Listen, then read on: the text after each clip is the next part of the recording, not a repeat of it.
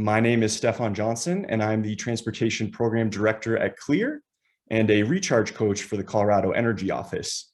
And I'm very excited to be co-hosting our Mountain Fleets webinar today. So before we dive in, a few housekeeping notes. This webinar is being recorded, and we will be distributing the recording and slides to all attendees post-webinar. We are going to be reserving a large portion of this webinar for direct engagement with our audience for Q&A, and we will be unmuting any of you that have questions. But as we proceed with the initial stages of the webinar, please feel free to enter your questions into the chat or Q&A as they occur, and we will try and get to them there or save them to be answered live by our panelists during the Q&A portion at the end of the webinar.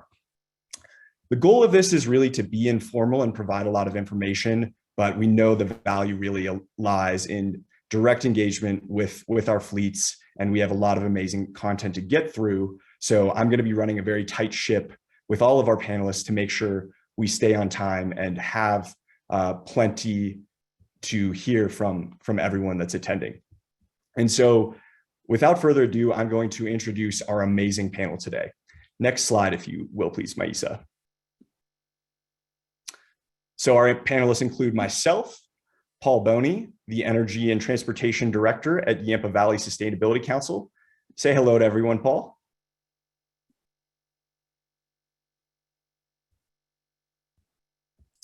And hi, unmuted.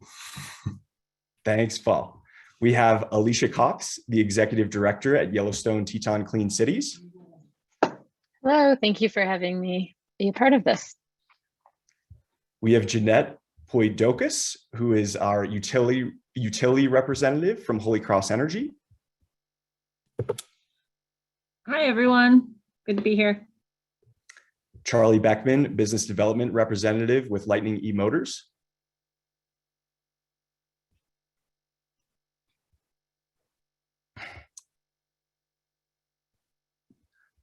Hopefully we'll hear from Charlie in a minute. We actually do not have John Walsh from Endera Motors, but several of his colleagues, Sachs Morgan, and we also have Reed Becker joining us from Endera Motors. Thank you. Thanks for the intro. Happy to be here. And last but certainly not least, we have Richard Stetner, VP of Campus Facilities for the Aspen Institute's Aspen campus. Great. Good afternoon. Thanks for having us.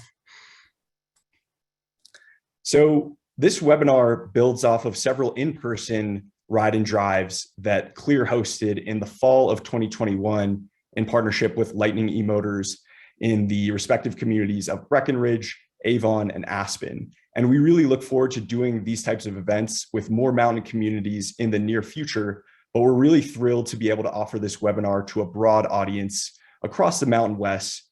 And there's also some really new exciting developments that have happened since we last hosted those events in the fall. And a few of those is, of course, we have an additional electric shuttle manufacturer joining us. There's some really exciting developments in the policy and funding world for fleets to access. And then we're also going to be highlighting a real world case study of what it takes to deploy and to procure and deploy electric shuttles in a high elevation, cold weather environment. And so just so we know who's joining us and get a sense of the shared challenges that we all face as mountain resort communities pursuing electrification, I have a few polls for us to check in and see where we're all coming from. Maisa, if you could launch the first poll, please.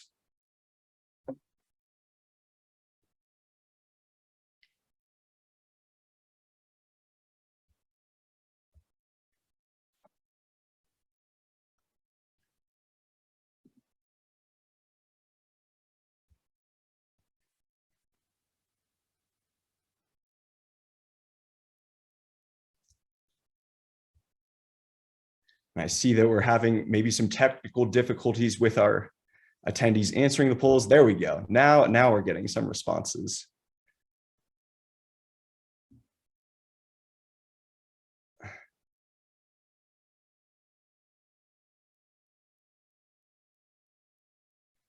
Okay, I'm going to be ending the poll very shortly. So if you haven't responded, please do. Thank you. We'll share the results right now so that everyone can see. Looks like we do have a pretty diverse group, all representing mountain communities, but many different electric utilities represented, several different counties in Colorado, and then we do have some representation from Wyoming, which is fabulous. And lots of concerns across the board when it comes to electrifying fleets, seeing all of the above in terms of the big barriers and challenges when it comes to fleet electrification, including cost, EV range, all-wheel drive capability, charging complexity, and others. Okay. So for the agenda today, the first thing that we're going to be doing is kind of getting some local perspectives from our co-hosts about what they're seeing in their mountain communities regarding electrification. And so to start us off, I'm going to put the first question to Paul. What are you seeing and hearing from fleets in Steamboat Springs regarding electrification? I remember when Paul and I were first talking about this webinar, we were thinking, geez, there's a lot of shuttles in our community. Is there an opportunity for electrification? So Paul, could you chime in and tell me what you're hearing on the ground in Steamboat and Routt County? Yeah, no, I'd be delighted. So I'll start with kind of a big picture. So the city of Steamboat Springs and Routt County have enacted a climate action plan in which the electrification of transportation is a big piece. And then as an enabling or supporting plank of that, the city of Steamboat Springs has an EV readiness plan, which the Sustainability Council is helping to implement. And that plan is broken into several categories, but fleet is definitely one of the main focuses for our EV readiness adoption. And so, through all that support, it really jumped out at me, and I've been at Steamboat not quite a year, it'll be a year this month. Being a ski town, it was pretty obvious to me there were a lot of people vans that were in operation. And so that definitely showed up in the carbon inventory we took. And it also struck me as a great opportunity to make a big impact and also kind of help people that come here to visit realize there's better ways to get around than in fossil fuel vehicles.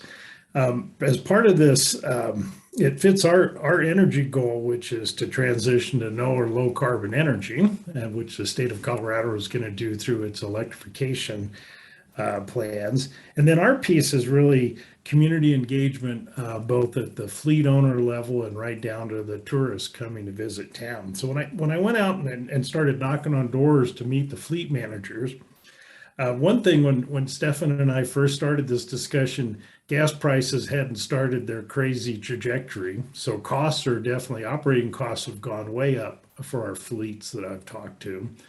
And there's just a resonance in people who want to do the right thing. They want to make an environmental impact. They want to support the Routt County Climate Action Plan.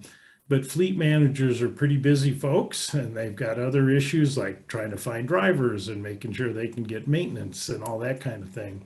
So there was definitely a thirst for knowledge, and that's what this seminar is all about, is to take that first step to make it easy for fleet managers to use resources like our group, like Clear, like similar organizations from different parts of the state and Wyoming.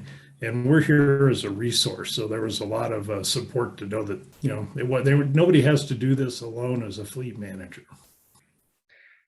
Definitely. It takes a mountain village is what I'm hearing from you, Paul. Yeah, there you go. And so, Alicia, it's a little bit of a different policy landscape, a little bit different culturally in terms of your neck of the woods and the better tri-state area, I like to call it, which is the 3 states surrounding Yellowstone National Park, which are Wyoming, Montana, and Idaho, much better than the New York, New Jersey tri-state area. So what are you seeing in Jackson County and beyond, in Montana and in Idaho as well, when it comes to fleets that are looking at electrification? Yeah, I think a lot of folks are, I'm getting a lot of inquiries about electric just with the infrastructure bill having passed. There's all sorts of inquiries on what is available, as well as what charging infrastructure is available that could meet their needs along their routes. And so I think this is a really timely offering of a workshop, because especially as you mentioned, those the shuttle vehicles, there's so much opportunity for that in our communities, as well as offerings now. So yeah, there's a lot of interest, and there is more funding along the way. So we're hoping to help connect people with the funding that's available to get these out on the roads. Definitely. And I don't want to jump the gun. This is going to be one of the questions for Richard and for our automotive manufacturers that are joining us. But how big of a requirement is it, either perceived or real, when you're talking to fleets about all-wheel drive capability? We live in areas where there is a lot of snow. There can be some, tougher mud or gravel roads. Is that something that you hear from fleets as being an absolute necessity when they're thinking about going electric, or does it vary across the board?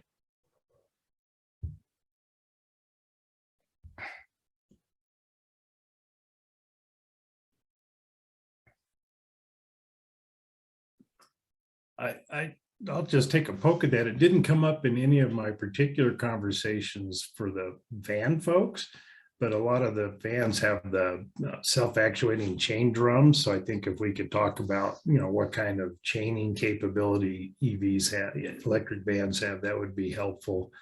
And brag about Steamboat. They have a really aggressive snow management program. So it's not like most of the shuttles in Steamboat aren't, going out into the hinterland. So I once took a van all the way from Jackson Hole to Salt Lake City Airport in a blizzard to catch a plane. So maybe we could do that too. All right. Alicia, do you have any thoughts in the fleets requiring or needing or wanting all-wheel drive?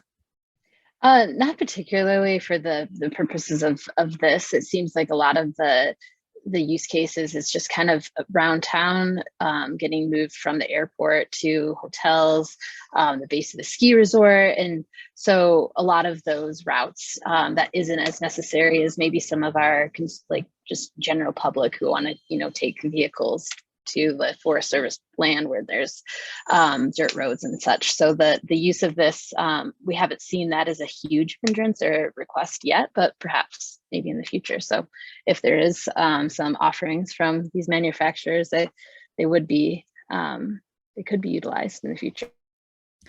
That's amazing. And it mirrors kind of what I've seen in my conversations, where there are lots of fleets that do have certain vehicles that all-wheel drive is very desirable, if not, borderline necessity. But there's also lots of like these shuttles that are simply doing, short fixed routes where all-wheel drive would be a bonus, but isn't necessarily a deal breaker. And so that's really encouraging to hear. Okay, next slide, if you would, please, Maisa.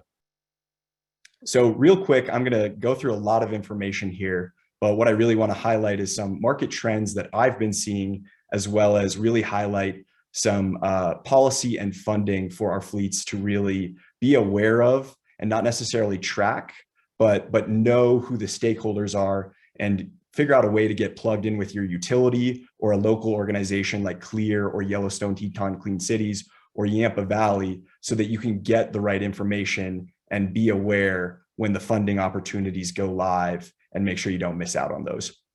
So really quick recapping, the great news is 2021 saw EV adoption trends way ahead of schedule. This is a tweet from the Energy Office's Will Tour about EV market share soaring above 10% of all new vehicle sales in the state of Colorado, which is really a few years ahead of trends just predicted a year earlier. Next slide, please.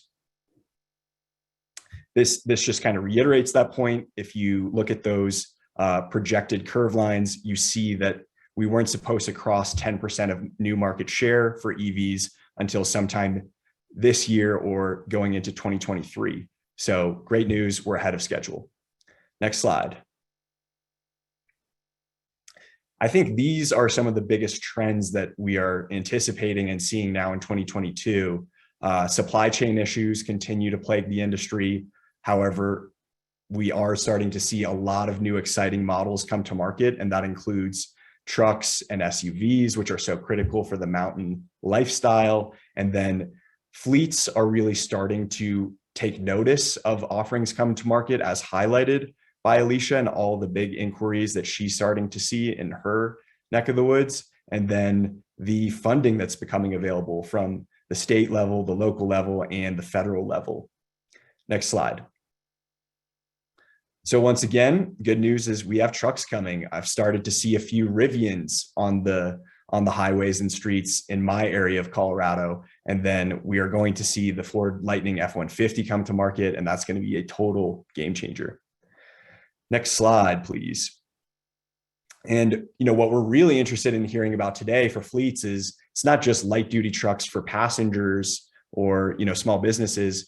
We're starting to see vehicles that range from school buses and transit buses to commercial vans, and then even some really heavy duty electric semi-tractor trailers, refuse trucks come to market. But the kind of sweet spot that we're looking at today is particularly vans and shuttles that are really well suited for the hospitality industry in our resort communities. Next slide, please. The bad news, we are seeing supply chain issues really plague the industry across the board. This is not unique to EVs. This is not unique to the automotive sector, but it is one that nonetheless is really impacting adoption. And I think one of the big trends is it's not really about demand in so many segments of the light duty sector. When I talk to dealerships, their EVs sell like hotcakes. If they're not already spoken for, they sit on the lot for 24, 48 hours and then they're gone.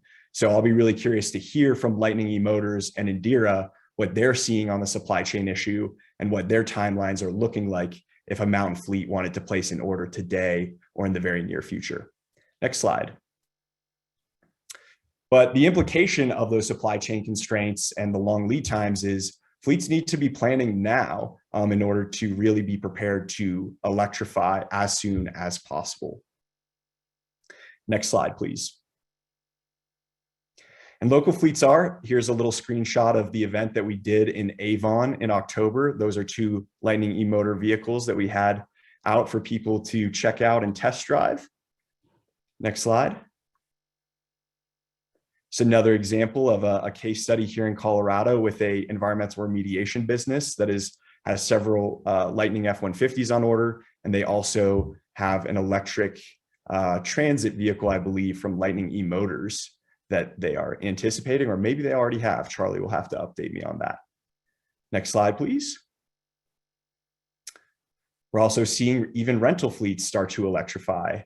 Eagle County Airport by Vail, they have a bunch of electric vehicles in their fleet now, and we're going to see a lot more of that be happening in our mountain resort communities, offering extended test drives for vehicles.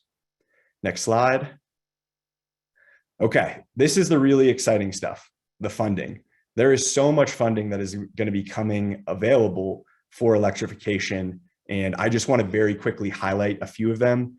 It's really tough to go in depth now on all of this funding opportunity, but I just want to make our fleets aware. And if you want to learn more, I'm going to be providing website links, and then you should connect with your utility, connect with a local organization to learn more about this funding. Next slide. On the infrastructure side in Colorado, there's currently funding for EV charging stations. Those are some of the details related. So now through June 24th is a great time to apply for EV charging stations. Next slide.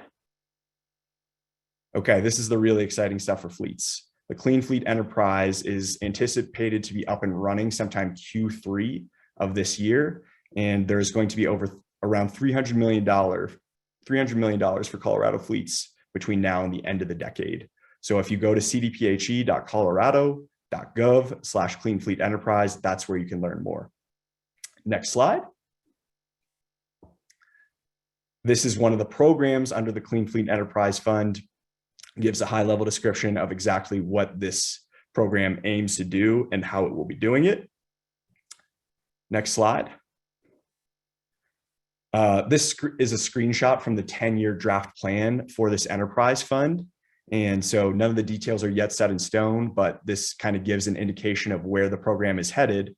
And I really wanted to highlight these considerations because I think they're critically important for fleets. So one of the criteria that they might be looking for in making grant awards is demonstrated coordination with your local utility to ensure appropriate charging and fueling infrastructure will be in place prior to vehicle delivery.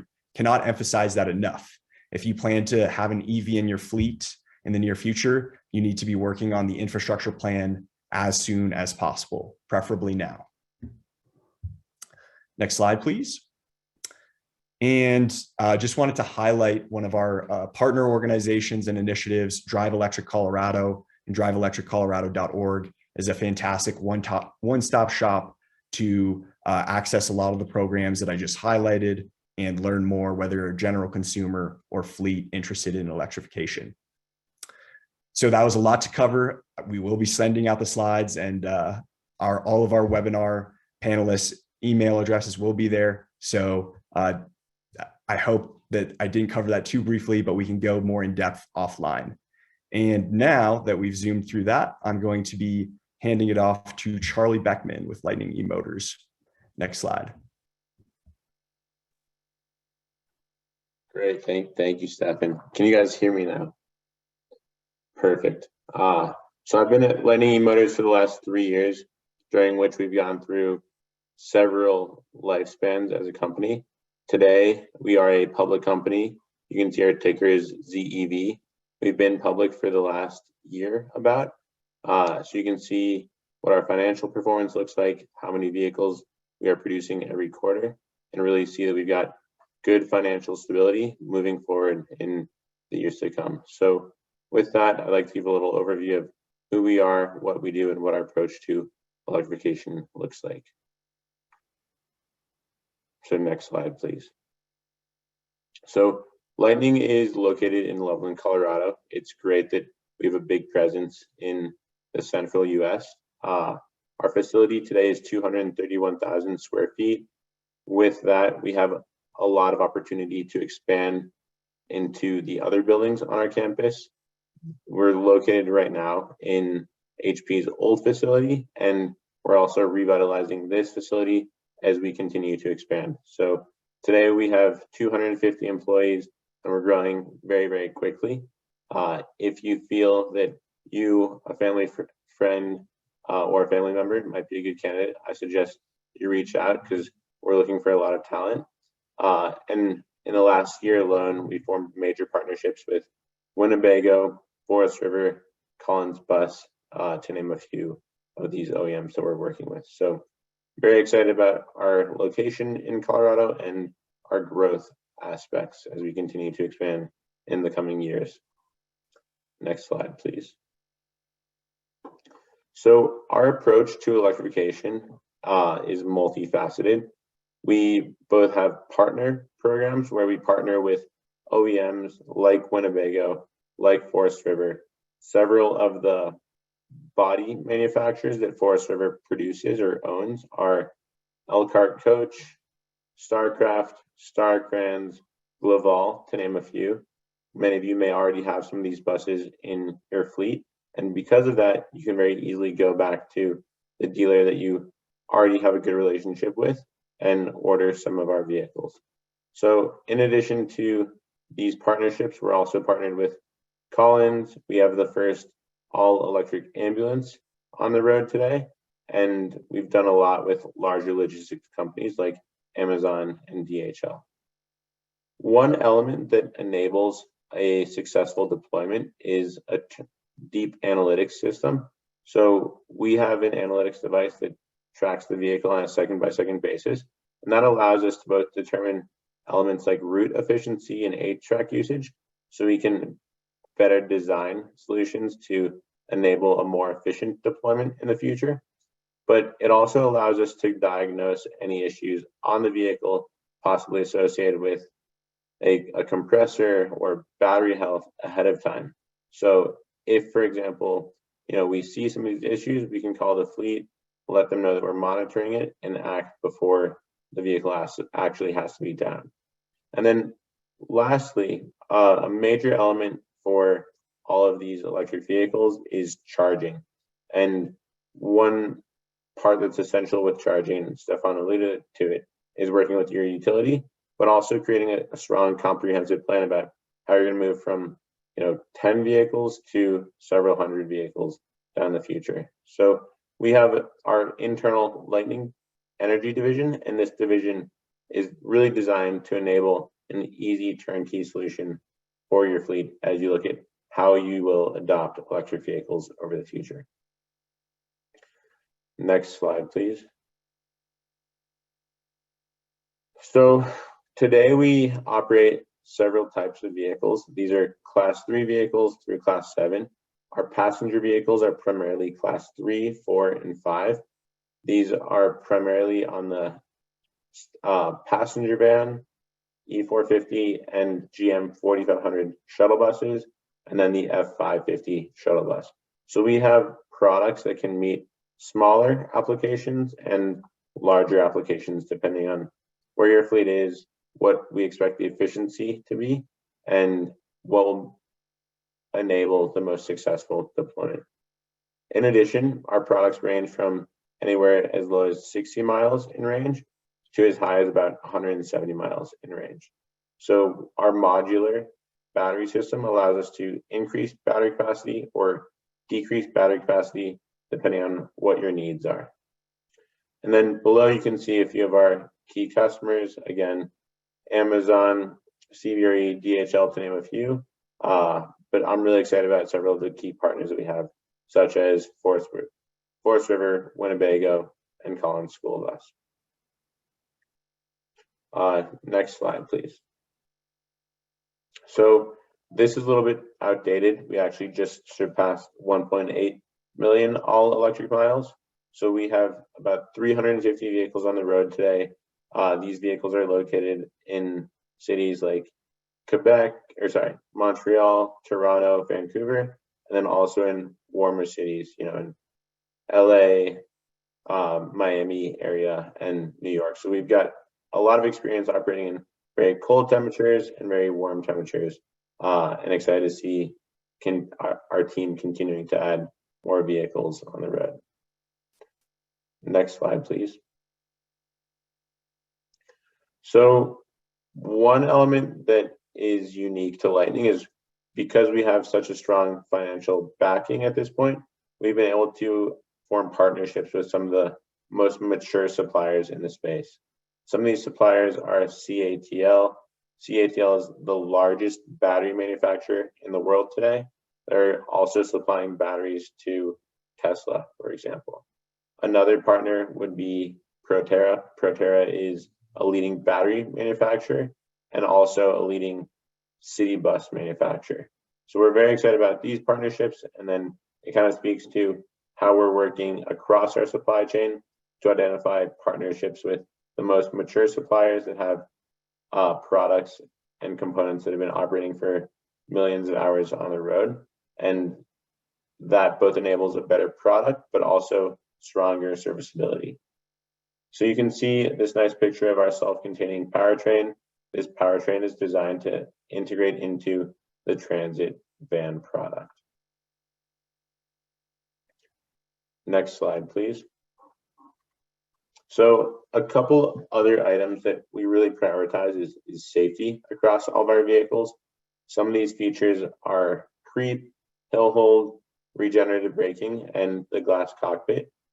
I'm really excited about our glass cockpit as it speaks to how elegantly our product is integrating into these vehicles today.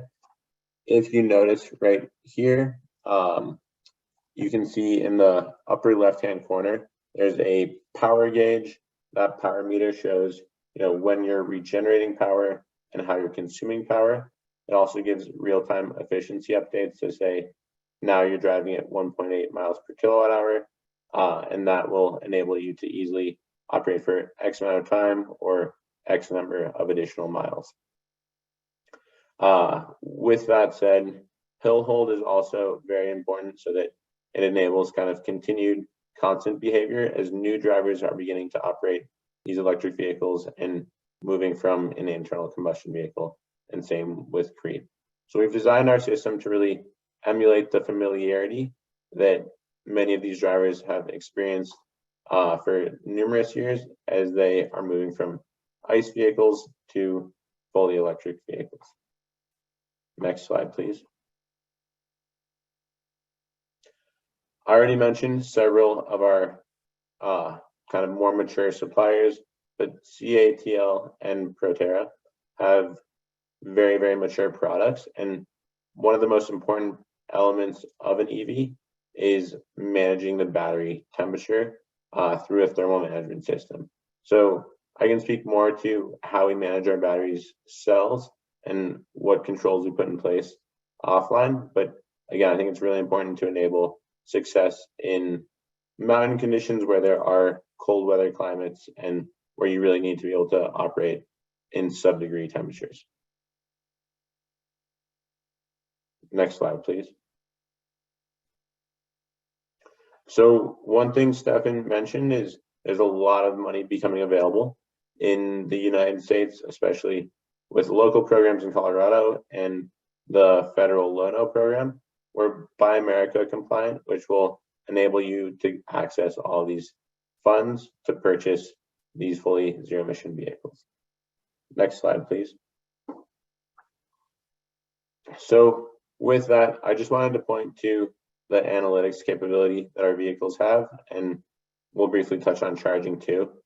But it's really important to see and understand what's going on with your vehicle, what's occurring while the driver is operating, and what's driving various efficiencies. So with our analytics system, you can get real-time access to the data, whether you're a driver or a fleet manager. And with that, we can also have weekly or bi-weekly phone calls to make sure that the deployment is as efficient and as successful as possible. And then lastly, next slide, please. I just wanted to touch on the Lightning Energy solution.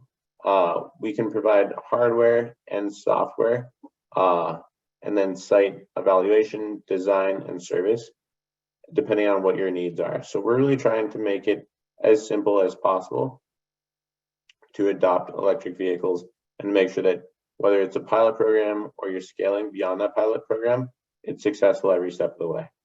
So with that said, I've shared some key takeaways that might be important for you to bring back to your team or to the other people that you want to share this presentation with. And the key takeaways are essentially that we have a mature product. It's proven with millions of miles on the road. We're Buy America compliant, and we have partnerships with both the mature suppliers in the space and also most established OEMs in this space. So yeah, thank you everybody for your time, and I'll let Stefan keep going. Thanks so much, Charlie. That was a great presentation. And I'm looking at our chat and I see Dominic May with La Plata Electric Association is saying that in his region of southwestern Colorado and some of the fleets that he deals with, a lot of them do require all-wheel drive, and it would take some, his words, significant demonstration of efficacy to convince emergency and utilities to do without all-wheel drive. And then begging the question, are there medium and light duty all-wheel drive trucks available for fleets to get EVs on the road in 2023? Fire departments, private fleets, our own utility fleets looking for these options. Is there an F550 equivalent in the wild?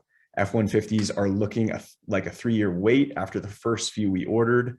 And it's really hard to identify road-ready options to be purchased with all-wheel drive in the next 24 to 36 months. So I want to put this question to you first, Charlie, and then I'm going to rope in Sachs and Reed with Endera Motors to hear their take. What is Lightning eMotors up to when it comes to the integration of all-wheel drive into your vehicles and offerings? So I expect we'll have an all-wheel drive or four-wheel drive element that we can offer within the next 2 to 3 years. We have some early projects in the works with future generational designs where we're accommodating this. But with that said, it does take some significant development work, and we won't be there for probably the next 12 months at the minimum for this all-wheel drive across several of our platforms. Great. Well, thanks for that candid answer. And so Sax and Reed, would you please join us and introduce yourselves and the company and maybe take this tough question right off the bat? Absolutely. So my name is Sax Morgan. I'm the Director of Energy at Endera. Reed and I have both been at Endera since the very first day, going on 3 years right now. Endera is a vertically integrated OEM. We assemble our powertrains and we build our bodies, shuttle bus, school bus, and box truck bodies, all in the same building, manufactured in Ottawa, Ohio. So to take this first question about all-wheel drive, it's something we have been approached with. We're not currently offering it, but we do have a proprietary traction control technology that we have tested rigorously in winter conditions, specifically in Aspen, Colorado, on steep grades with icy roads and in a foot of snow, and it's proved to be sufficient and more than sufficient. It really excelled in that environment. We also look at chaining solutions, which was talked about at the beginning of the call, which is another good option. But if you're really looking for all-wheel drive, it is something that we're aware of, and it's in our pipeline, but probably not in the next 12 months. Great. Well, thanks so much for that answer. And Dominic, I would definitely like to unmute you if you have any thoughts or additional comments after hearing those answers from our automotive OEMs. And I know that the sort of proof of evidence in order to get by with a solution described by Sax or Charlie without having the full all-wheel drive capability is that something where, what would it take in terms of the amount of real world data or case studies or demos in order to get there? So I'm going to unmute Dominic and allow him to weigh in here. Dominic, the floor is yours. Hey, can you hear me? We can. Great, yeah. That's actually really helpful. I think that we could demonstrate to the local fleets that these would work in the snow and it'd be okay. There's not a legal requirement or any kind of like written policy around all-wheel drive. That is definitely a perceived requirement. We do, our emergency fleets, our utility fleets definitely get into hairy situations during midnight outages and blizzards in the snow. So it's a very real perceived requirement. But I do think that would be interesting if companies are approaching that and don't have all-wheel drive ready, but do think you have an efficacious solution. If you could make demonstrations that were really focused on that and maybe case studies, I think that might go a long ways to helping fleets pull the trigger on that. The other big part of that question for us was the availability. We've developed an EV readiness plan, the state help fund. We've done a lot of that legwork, and we're unfortunately in a little bit of a holding pattern where we'd like to buy something now, and that's really, really hard to do, even if you have the cash in hand. So, but yeah, those two pieces, I think that's still a really helpful answer. So thank you.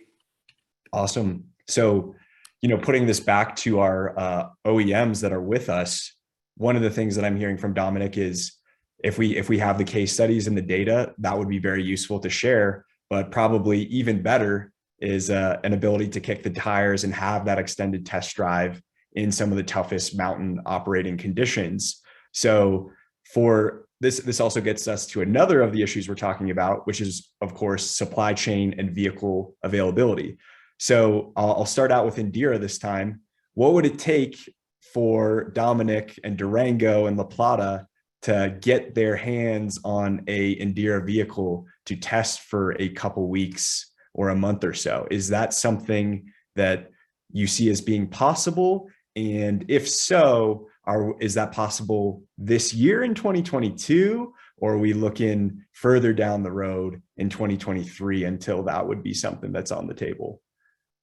It's absolutely possible and actually preferable. We prefer that you see our vehicles in person and you get to know them and you understand how they drive and what they feel like before you place an order, because we understand that the capital commitment is not small. So we really want you to be satisfied and know that it's going to work for your operation. So it is possible we can do it this year. We do have a fleet of demo vehicles that we would happily get out to your specific mountain town. We've also delivered vehicles in Aspen. So if you are in Aspen and Richard willing that he lets you get inside the vehicles, I think that would be a great place to see a real world example. Nice. Yeah, we definitely go up to Aspen. I think they like us there, so they'll have us back. That'd be great. We'd love to check one of those out. And either way, if we could demo them here, if you do set something like that up in Colorado, it'd be great a lot of us cooperatives get together on that kind of thing. And I think we might try to come together to get as much mileage out of it as we could, especially with at least our regional cooperatives. We're all a patchwork down here, so that would be great to do. Excellent. I'd love to coordinate it with you. I'll reach out after this. And how about lightning, Charlie? I know you guys have been so busy. We wanted to try and do a ride and drive this spring potentially with Paul and Steamboat. How likely are we able to get some lightning vehicles up to Steamboat in Route County or down to Durango for La Plata to test out in the cold weather, steep grades, et cetera, et cetera? Great. Yeah. So given that we're in Colorado, it's a little bit easier for us to bring vehicles to these mountain towns.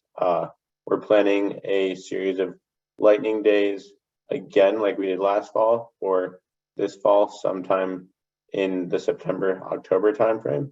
So that'll be one opportunity to come out, drive the vehicle, see the vehicle, feel the vehicle.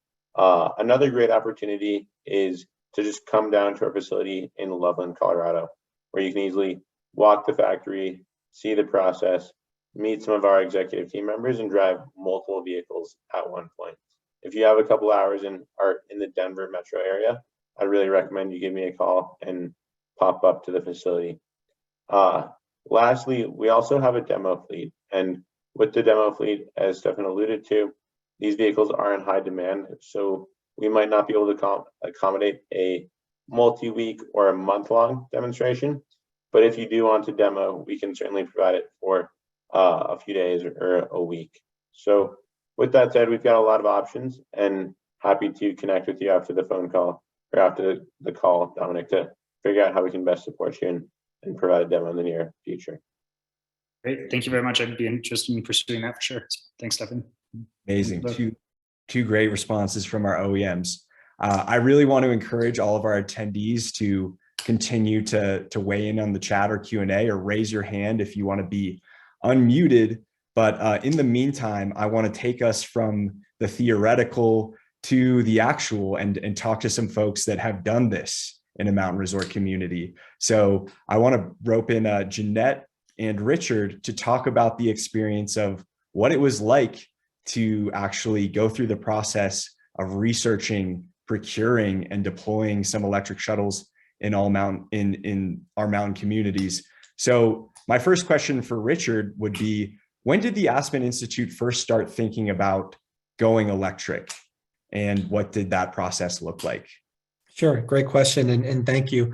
So I've been at the Aspen Institute for about 2.5 years, and we have a 40-acre campus in Aspen that has a 98-room hotel and about 20,000 square feet of meeting space. So as the hotel's been operating for many, many years, and our fleet of gas-powered vehicles was coming to the end of their life with their leases. And one of the goals living up here is we want to set the expectation and kind of be a leader in our town here. And no other hotels run 100% electric shuttles. So we took the opportunity to really push this forward and do the research. We were connected with Endera by one of our neighbors who's on their board and is affiliated with the Aspen Institute. And then getting to know John Sachs and the team at Endera, the demos that they brought out that they let us drive.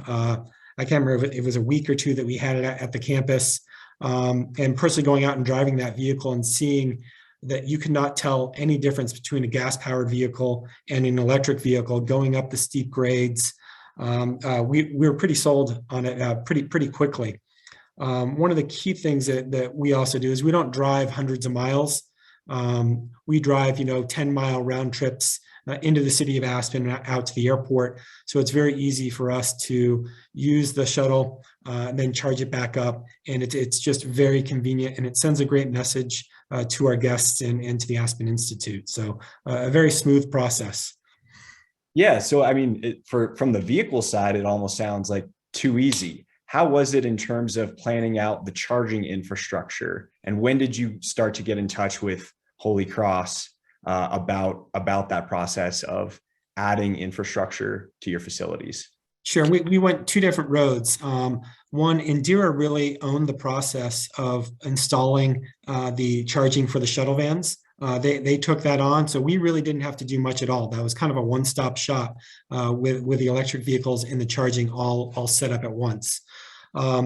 Second prong to that is we also didn't have any regular kind of like charge point charge stations for passenger cars. So we took a different approach and did that. And we installed, I think, 3 different stations around campus. And we owned that. Myself and one of my coworkers did that. And it was filling out the applications, getting the grants. It was incredibly simple and very easy is how I characterize that.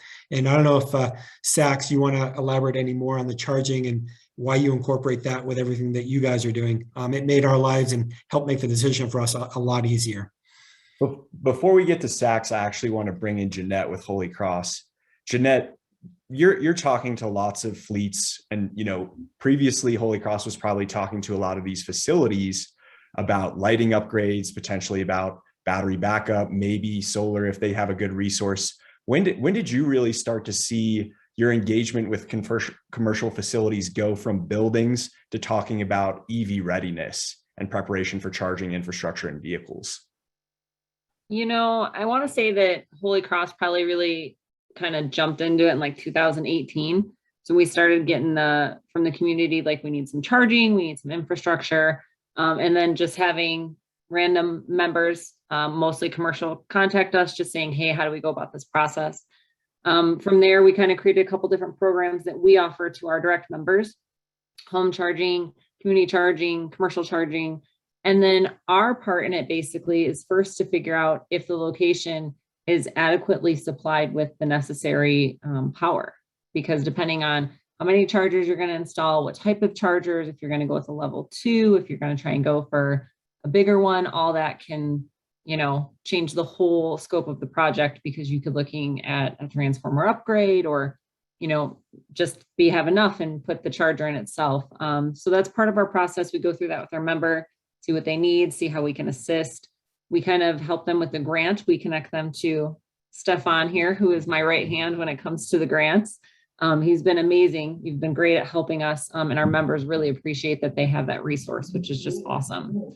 And I think Stefan can kind of back me on this. I think almost every single one of our members that has applied for the grant with his assistance has been awarded. So it's an amazing, perk that people are taking advantage of right now. And then from there, we kind of just go through the rest of the process. What's that look like? Can we connect you with installers in the area who are doing these every day in different products? And then from there, it's what charger do you want? What's best for your needs? How big do you need? What are some of the bells and whistles you want on these? So, the one thing I'll say is that this technology is constantly changing, and there's more product out there every day. So it's a fast, it's growing fast, and it's definitely not going away anywhere. So yeah. Thanks for that perspective, Jeanette. Now I'll turn it back over to our OEMs, and Jeanette kind of alluded to this. Do you guys have preferred or kind of exclusive partners on the OEM side for EVSC, or are you brand agnostic and really just trying to find the right solution for the customer? And maybe, in addition to that, just talk about, I think Richard alluded to, in the case of the Aspen Institute, Endera kind of did everything end to end, from vehicles to supplying and selecting the infrastructure, and even coordinating with the utility to get those stations installed, as well as seeking out some grant funding from the Colorado Energy Office via the Charge Ahead grant program. So first question, I'll put that to Sax again, and then loop Charlie in for the same question. Sure. So we actually tailor the charging solution to your operation. We want to maximize your return on investment, because we understand that it's a lot of upfront capital that goes into it. So you don't want to overbuild your charging stations and leave money on the table. So Richard understood that he wanted to maximize his return, and he was going to leave it up to us to design that charging operation for him. So we did consultative studies and load management studies to understand what their power draw was going to be able to tailor that deployment for them. And then to speak on Jeanette's point, we did reach out to Holy Cross on the first day that we received the purchase order and asked for a reference in the area for an electrical engineer, and started establishing that relationship with the utility about 9 months prior to the delivery of the vehicles. Excellent. How about you, Charlie? Great. So we also take a very consultative approach with understanding the fleet operations and understanding what type of charging solution will make the most sense, both from a level 2 and DC fast charging hardware standpoint, but then also how you can use software to plan when you're going to be charging and avoid peak rates, for example. Another element that's really important, or that we found is really important to building the most effective charging solution, is how you can finance that charging solution. So whether you want to pay upfront and own it through the full duration, or use more of a charging as a service approach, where you basically pay a monthly rate for the power, the electricity, the hardware, and the software, we can provide either or. So we're really trying to use charging to enable a successful EV deployment and make sure that you have the right bespoke solution for your operations. Excellent. And Steph, if I can add something else on there too, specifically talking about brands we're working with, I recommend you to go, directly through the OEM. For the most part, all these chargers are compatible with most vehicles, but some just need a little extra work to make sure they can communicate properly. So every OEM will have their kind of preferred chargers they work with. If you are selecting something different, being able to provide that information to us as soon as possible is important, just so we can ensure it's compatible the first day the vehicles get on the lot. Thanks, Reed. Thank you. So we are agnostic, but we do have our preferred chargers that we have agreements with for wholesale pricing and lead times. But if you guys have already installed charging infrastructure, we'll be able to integrate with that as well.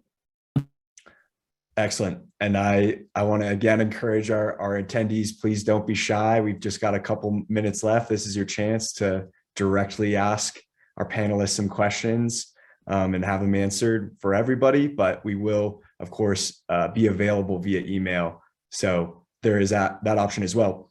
I also want to encourage my co-hosts, Alicia and Paul, to also chime in with some of the questions or things that I'm missing.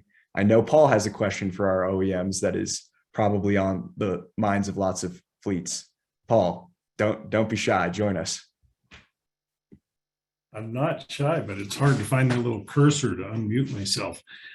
So do you folks both offer financing, or do you have financial partners that can offer different lease terms and take advantage of incentives as part of the lease payment?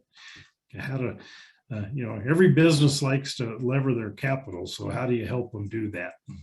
I hear you, Paul. Yeah, so we've got a lot of great options, both in-house and through third parties. And I mean, you'll hear us say this over and over again. It's, really a right size, right fit approach. So, deals that may not be as attractive to banks will typically open, our ears and eyes to, and then vice versa as well. We've had great success getting, strong track leases with high residual values, which is terrific. And of course, with, those 80% reductions in fuel expenditures and while still growing as we all see the prices, that delta is, getting smaller and smaller. So we've had good success being anywhere in like the 25 to 30% range on most of our 5-year track leases, which is tremendous. Of course, in-house financing is always an option. And like Charlie and Zach said too, that can be incorporated in with all of your EVSE equipment as well. So there's a lot of different approaches to this. And, I think I'm speaking for all the OEMs here that, we're just really happy to sit down and hear your situation and figure out what the best plan forward is.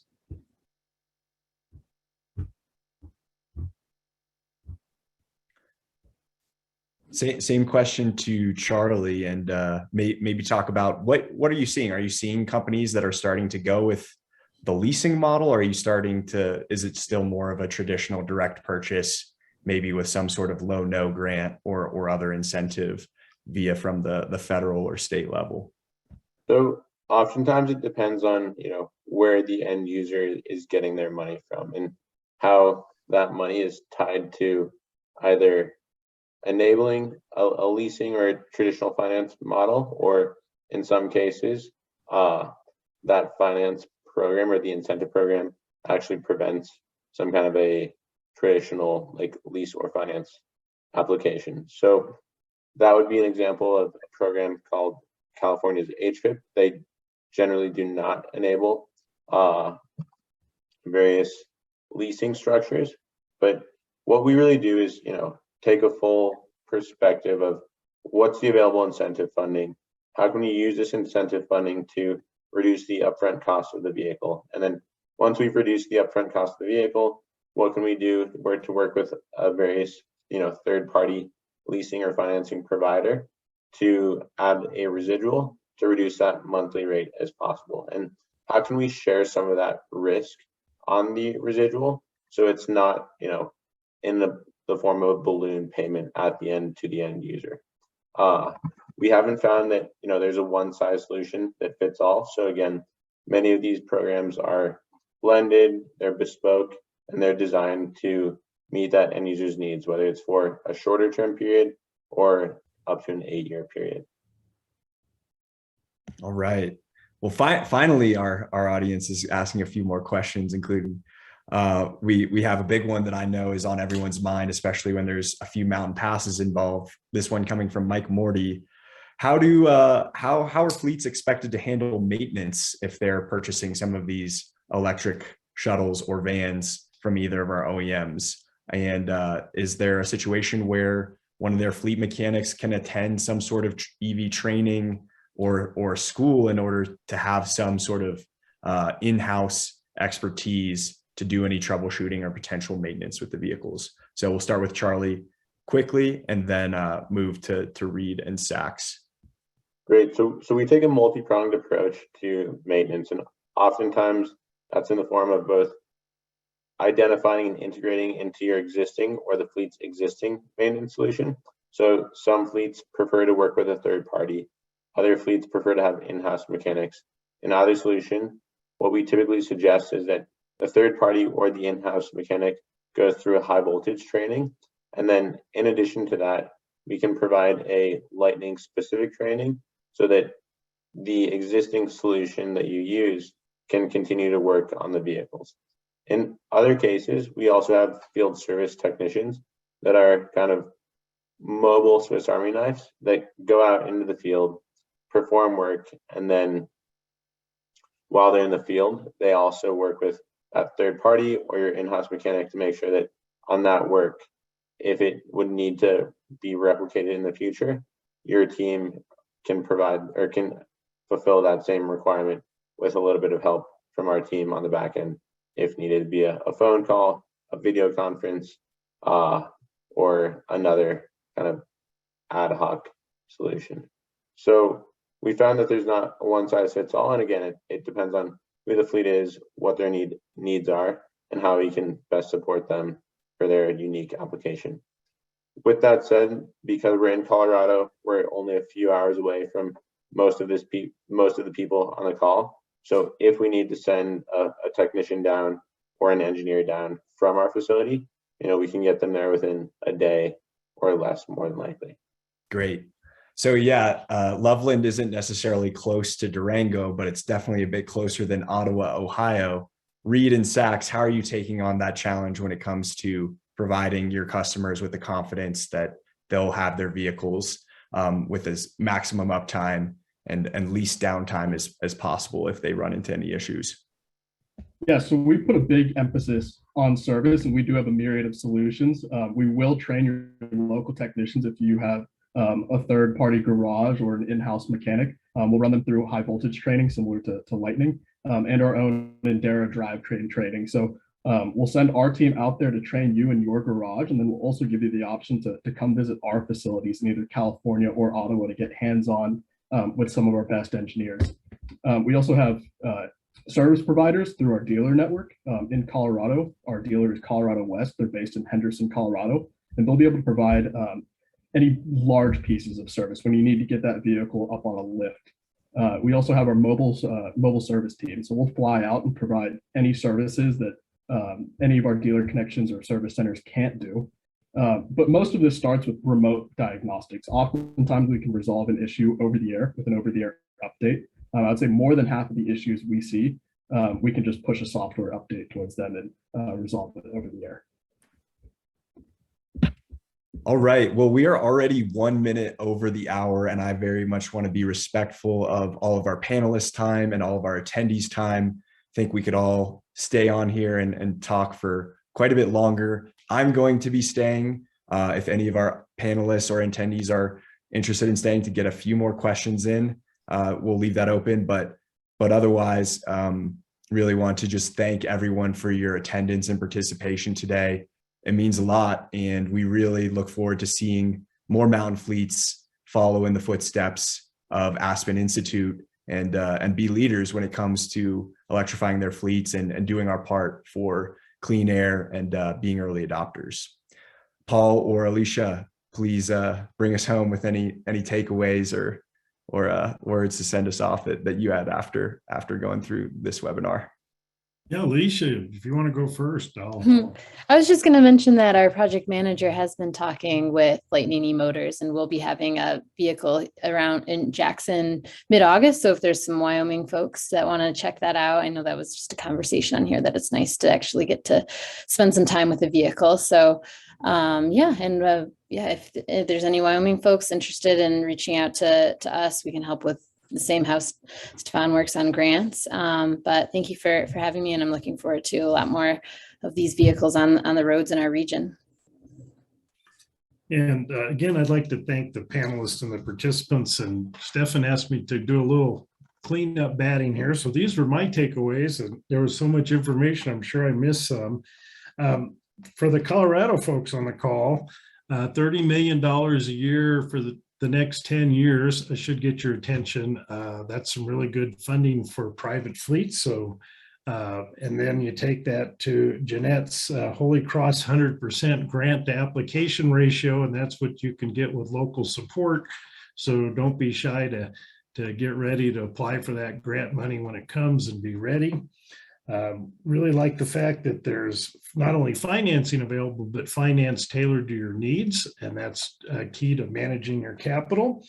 A lot of just good discussion on turnkey services from the vendors and one-stop shopping for both your charging and your vehicle needs. So that's important that you don't have to decouple those. I like to call that the one necktie rule, where you only have to talk to one person to get everything done.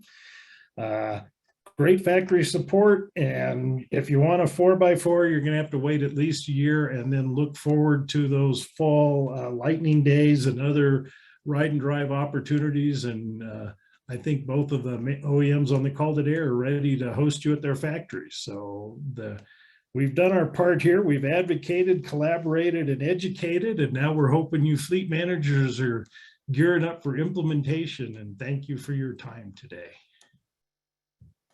Excellent recap. Okay, well, I know we didn't get to everything that could be gotten to, but this will not be the last of our efforts like these, whether it's a webinar or in person, and engaging with mountain fleets and overcoming some of the tougher operating challenges when it comes to electrification. And the way I like to think about it is, if our mountain fleets and resort hospitality industry can go electric, there's not going to be any excuses for anywhere else to. So if we can do it, then we'll be well on our way to a clean electric mobility future. All right. And with that, I want to thank everyone again for your attendance and participation. And we'll look forward to following up with everyone via email with the slides, this recording, and the contact information for all of our panelists. Thank you so much for joining, and we'll be in touch.